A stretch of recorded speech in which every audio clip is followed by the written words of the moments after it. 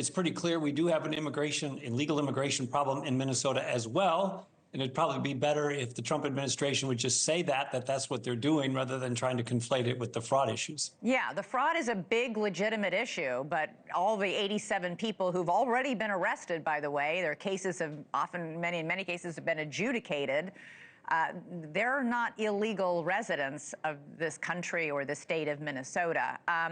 What do you think of this lawsuit that the state and the Twin Cities filed today, accusing DHS of a federal invasion and using excessive and illegal force? Many say this is a legal long shot.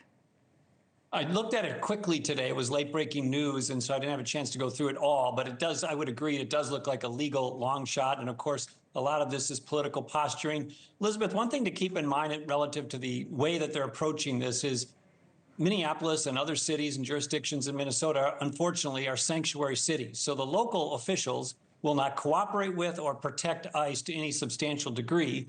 ICE, on the other hand, doesn't trust or can't depend on the locals to do so. So the surge and some of the tactics you're seeing are pretty aggressive. And I think in part because the locals have abandoned the tradition of at least protecting them or cooperating. And it's dysfunctional between the state and federal agencies, but that doesn't make it illegal.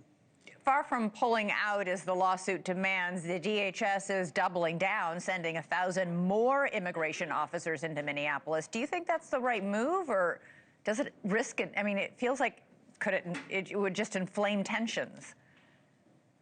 Well, one thing that inflames tensions is throwing things at ICE officers. As one was a water bottle, sometimes it's a brick, sometimes it's other objects, obstructing legal process, engaging in violence, although that's been somewhat limited so far. So if the local jurisdictions will not protect ICE and set up proper perimeters so they can conduct their legal duties to enforce immigration laws in this country, they have no choice but then to surge forces so they can set up their own perimeters and have enough personnel on the ground to do this safely. So again, in an ideal world, I wish the state and federal officials could cooperate and get along, but they don't. And part of it is this stupid sanctuary city policy, in my opinion. Polls show most Americans do not approve of the tactics these ICE agents are using. A majority of Americans think ICE is, quote, too forceful.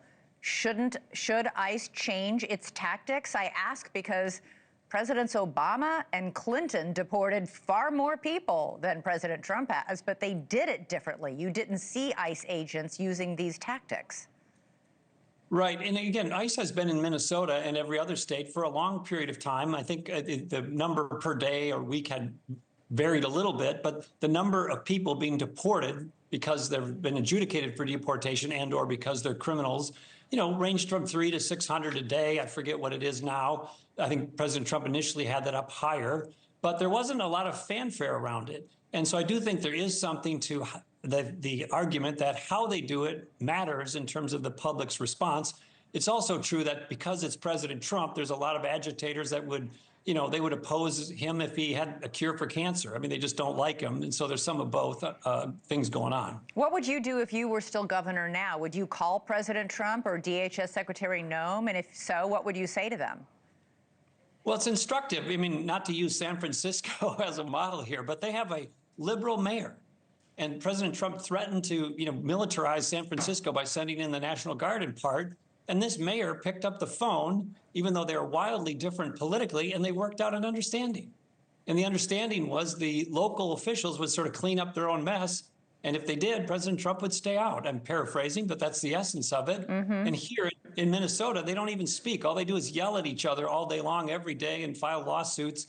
If I were governor, I'd get on a plane and fly out and meet with President Trump and see if I could bring this to some, reasonable relationship so that we could get something closer to normal back into existence. State and local police in your state are being cut out of the FBI investigation into the killing of Renee Good. Will Minnesotans and the rest of the country believe the FBI results, given how politicized this has become?